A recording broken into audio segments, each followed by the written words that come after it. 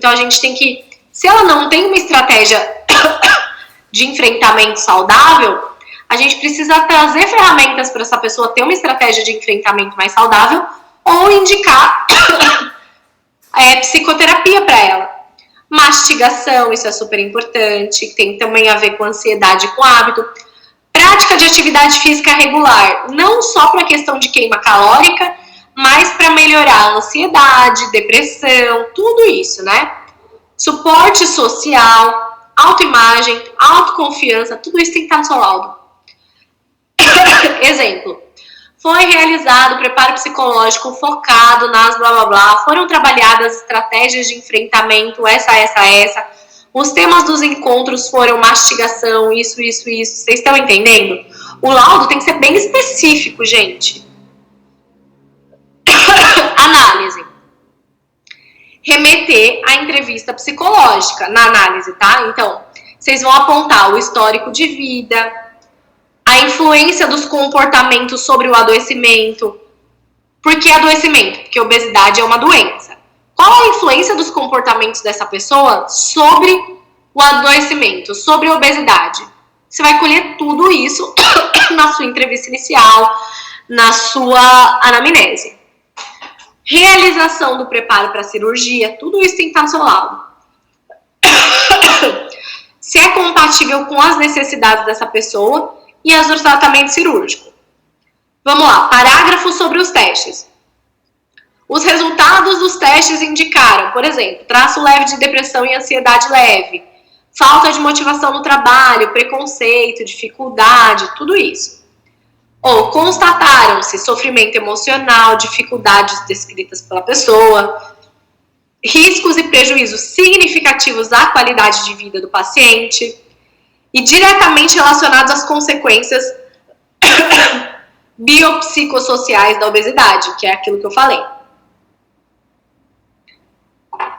Deixa eu beber uma água aqui, peraí.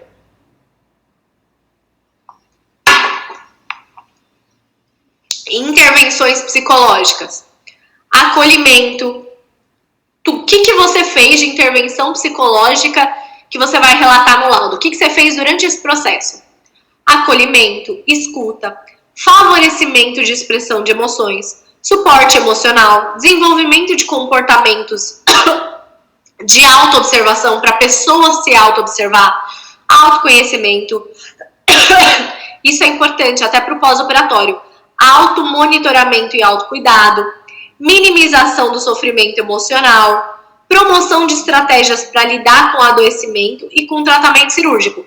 Então, isso aqui são intervenções psicológicas que você pode usar durante a sua avaliação e seu processo, e você pode relatar e deve relatar no laudo o que você utilizou. Não é para inventar, tá? Só fala no laudo aquilo que você fez. Evolução do paciente. Paciente relata, paciente demonstra, tá? Só para dizer como que vocês vão usar no laudo. Você vai evidenciar quem são as pessoas que vão dar suporte social. Se é a mulher, se é o amigo, quem que vai dar suporte social para essa pessoa? A conclusão, em 2 parágrafos.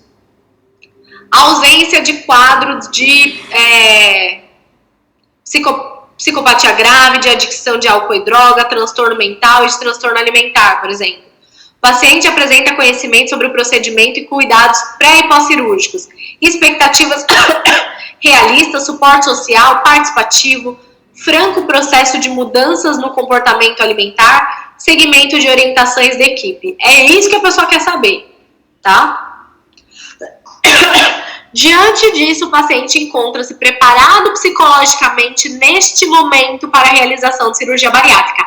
Ou não, tá? Se a pessoa não estiver, você vai falar diante, daí você vai mostrar por que não. Vamos supor que os testes deram uma depressão grave, essa pessoa ela não aceitou que ela precisa mudar o hábito de vida, ela não tem suporte. Daí você vai indicar encaminhamento. A pessoa precisa, sei lá, fazer acompanhamento de psicoterapia, ou, enfim, você vai indicar o porquê que você acha que não. Daí você vai colocar, diante disso, o paciente não encontra-se preparado psicologicamente neste momento para a realização de cirurgia bariátrica. Porém, recomendo que faça isso e retorne para uma nova avaliação. Você tem que falar também, na conclusão, a continuidade do acompanhamento psicológico e multiprofissional no pós-cirúrgico. Certo? Muita coisa, né, gente? Muita coisa. Vou voltar aqui para vocês. Muita coisa, eu sei, não se assustem. Mas eu preciso passar todas essas informações. Como eu falei, essa aula é densa, tá? Agora eu vou mostrar para vocês algumas outras resoluções que são importantes. E depois a gente vai pro laudo, pro modelo do laudo, certo? Vamos lá. Deixa eu compartilhar aqui com vocês. Vamos lá. Essa resolução aqui é uma resolução do nosso conselho, tá? Essa não é do de medicina, é do nosso conselho, que fala dos registros documentais, tá? Da questão de prontuário, tá vendo aqui, ó, dos prontuários. Você precisa ter esse conhecimento para fazer não só essa, mas qualquer tipo de avaliação e guardar tudo direitinho e fazer o registro documental de forma correta, ó. Aguarde o registro documental de responsabilidade do psicólogo, tá? Período de guarda, tudo isso. Então, essa resolução vai para vocês, mas eu achei melhor colocar junto com o material. Se vocês querem trabalhar com avaliação, vocês têm que ter conhecimento sobre essas resoluções, tá? Ó, 3 folhinhas, gente, rapidinho de ler. 3 folhas, vocês viram? Outra coisa que, vamos lá. Qual outra resolução que eu separei aqui para vocês que é importante? Vamos lá. Outra resolução importante aqui para vocês. Essa daqui. Tá. Essa resolução também é do Conselho Federal de Psicologia, tá bom?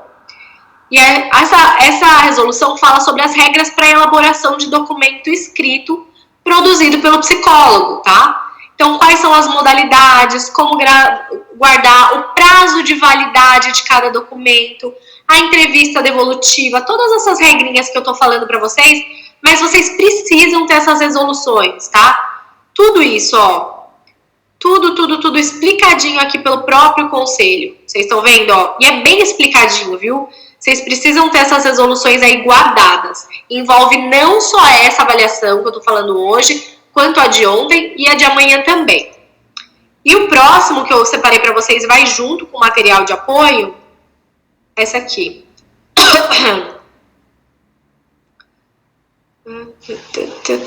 Peraí, cadê? Essa aqui, né?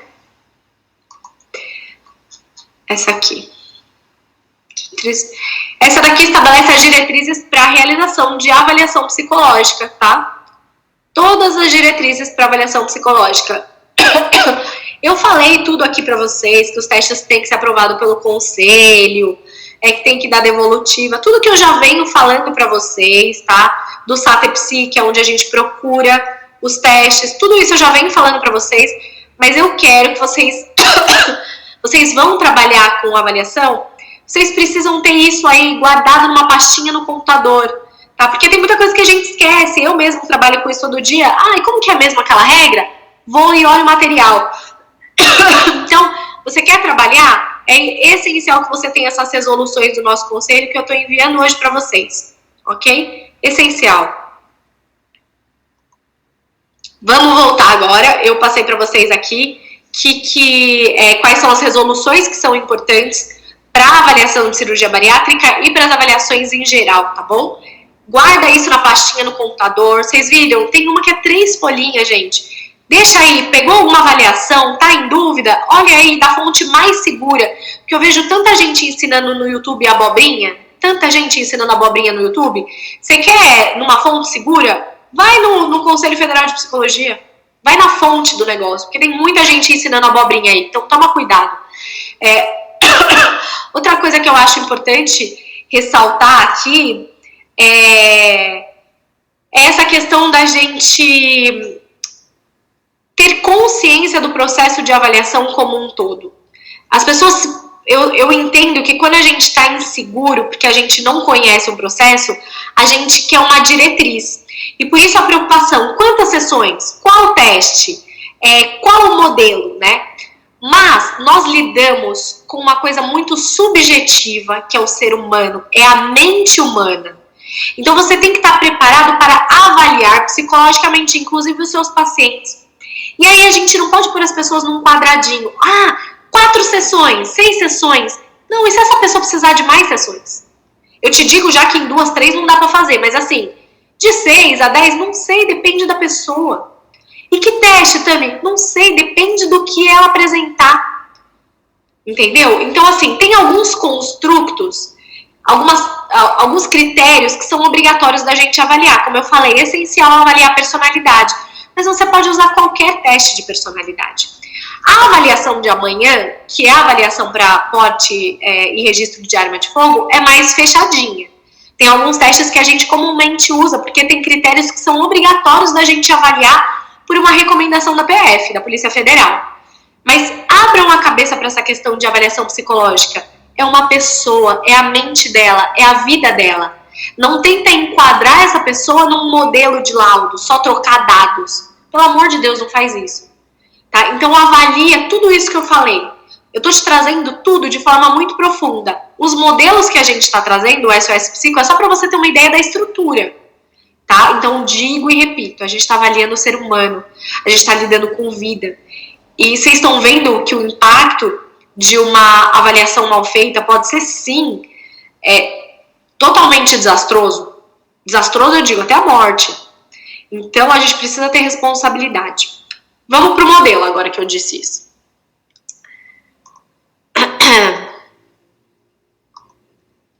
Vamos pro modelo aqui.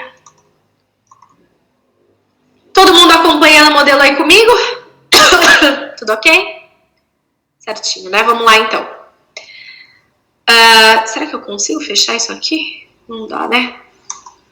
Foi, pronto. Deixa eu aumentar aqui para vocês enxergarem melhor.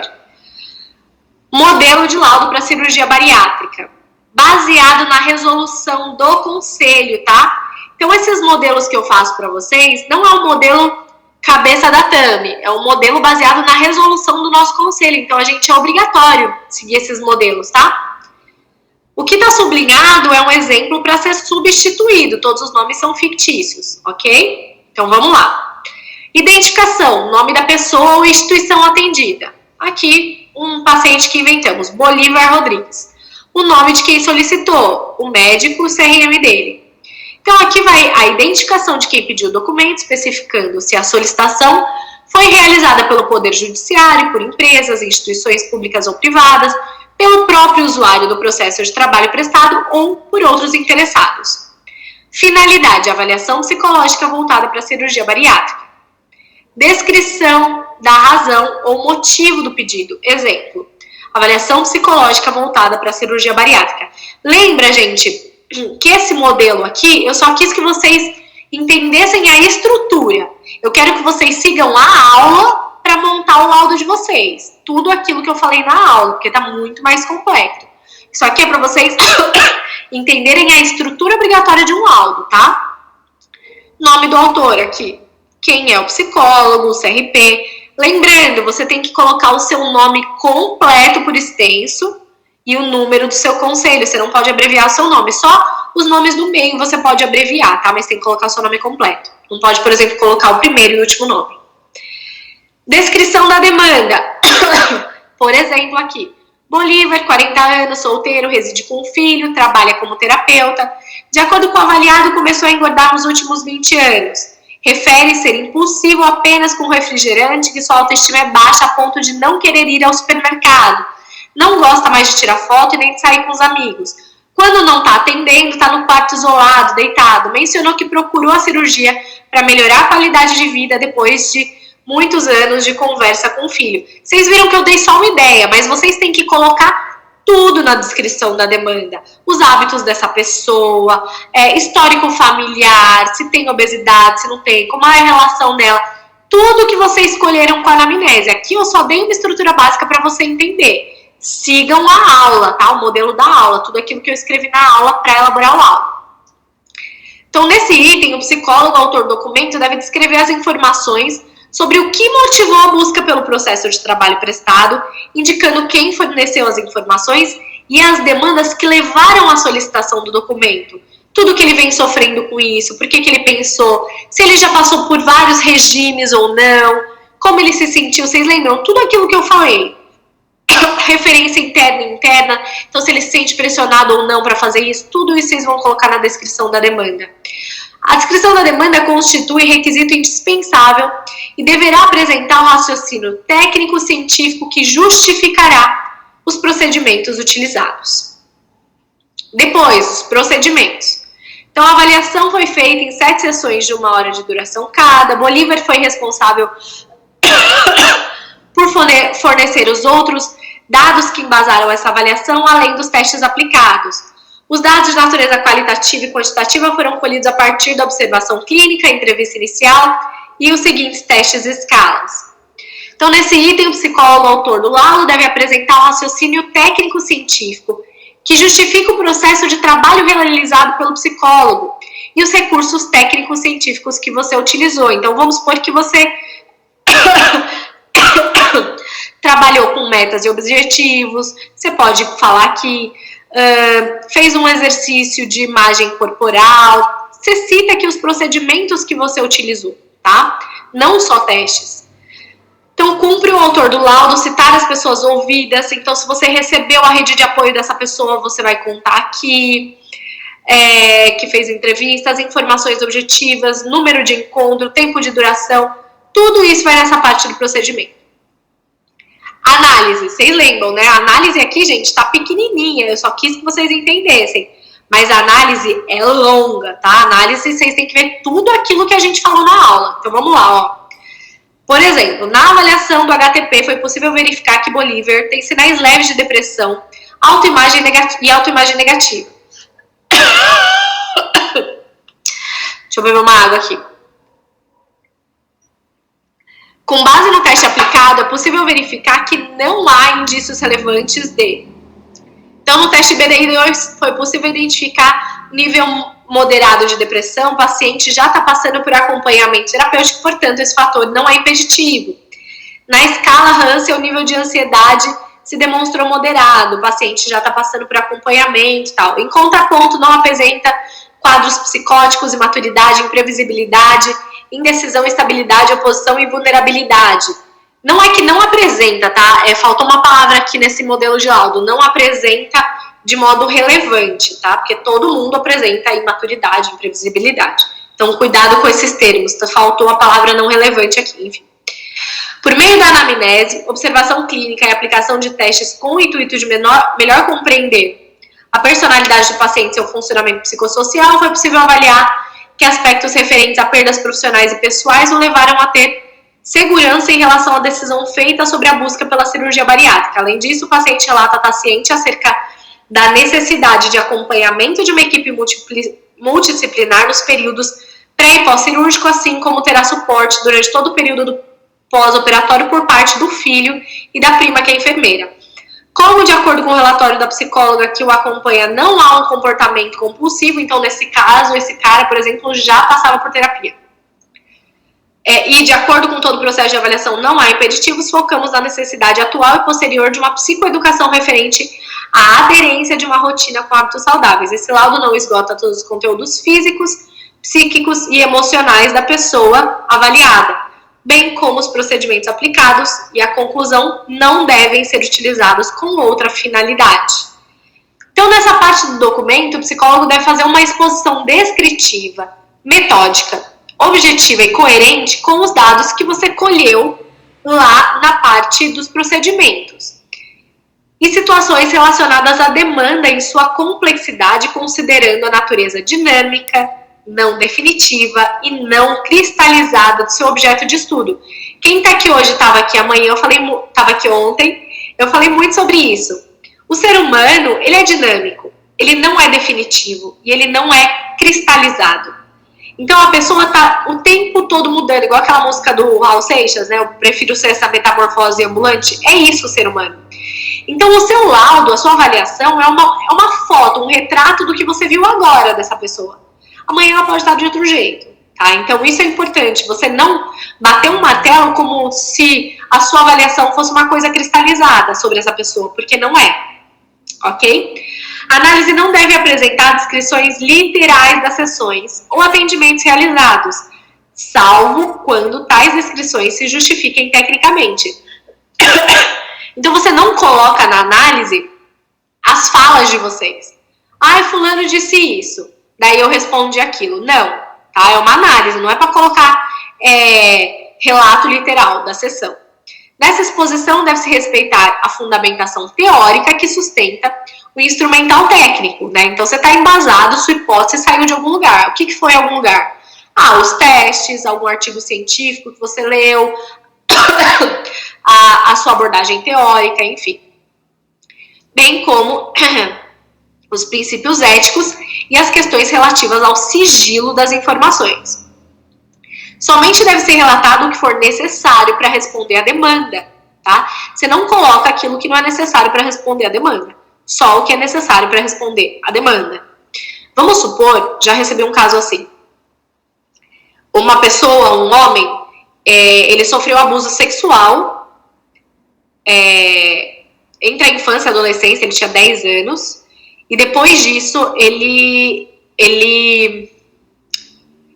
teve um mecanismo de engordar, para se defender, um mecanismo de defesa, de engordar, de se afastar do mundo, de não olhar mais para o próprio corpo, porque ele perdeu o contato com o próprio corpo, desenvolveu obesidade.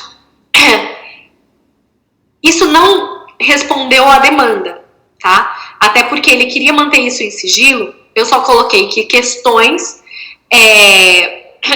de cunho traumático geraram tal comportamento. Então, você não precisa falar tudo, só aquilo que é necessário para responder à demanda, tá? O psicólogo não deve fazer afirmações sem sustentação em fatos ou teorias, tá? Devendo ter linguagem objetiva e precisa, especialmente quando se referir a dados de natureza subjetiva. E daí a conclusão, portanto, é possível concluir que o paciente se encontra em condições psicológicas de realizar a cirurgia bariátrica. Essa conclusão aqui também tá pouquinha. Vocês vão seguir a recomendação da aula ali, dos 2 parágrafos de conclusão. Esse modelo aqui é para vocês terem ideia da estrutura, tá?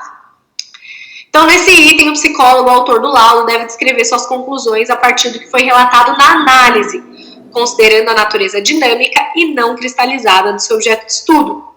Na conclusão, indicam-se os encaminhamentos, então se essa pessoa precisa ir do psiquiatra ou qualquer outro lugar, ou passar no endócrino, tudo aquilo que eu falei, tudo isso vai na conclusão, os encaminhamentos. O documento não deve ser encerrado com indicação, aliás, deve ser encerrado com indicação do local, data de emissão, carimbo, tá? Então aqui, por exemplo, São Paulo, 22 de março, com o seu nome, você assina. Lembrando, a gente precisa rubricar todas as páginas até a penúltima.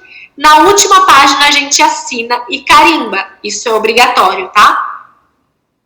E as referências, os testes que você utilizou, artigo científico que você pesquisou, o DSM se você usou, enfim.